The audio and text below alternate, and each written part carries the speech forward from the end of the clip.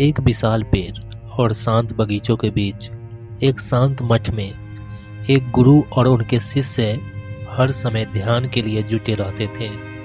वे आंतरिक शांति और ज्ञान की खोज में श्रद्धा से भरे थे, पर उनकी शांति अक्सर मठ में घूमने वाली एक शरारती बिल्ली की हरकतों से भंग होती थी।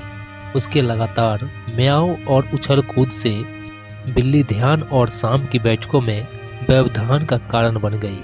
शाम की साधना की शांति बहाल करने के लिए गुरु ने आदेश दिया कि ध्यान के दौरान बिल्ली को बांध दिया जाए। तो हर शाम जब शिष्य ध्यान में डूबते, बिल्ली के पास के खम्भे में बांध दिया जाता, उसकी शरारतें रोक दी जाती। साल बीत गए, प्रिय गुरु का देहांत हो गया, लेकिन बिल्ली को बांधने की परंपरा जारी रही। शिष्य जो अब खुद गुरु बन चुके थे, ध्यान के दौरान बिल्ली को बांधने की प्रथा को अपने गुरु के सम्मान में जारी रखा। जब मूल बिल्ली की मृत्यु हो गई तो उसकी जगह लेने के लिए मठ में एक नई बिल्ली लाई गई। इस तरह पीढ़ी दर पीढ़ी यह परंपरा चलती रही। हर नई बिल्ली को ध्यान सत्रों के दौरान बांधा जाता रहा। सदियों बाद विद्वानों ने ध्यान के लिए बिल्ली को बांधने की इस अजीब परंपरा पर विचार किया।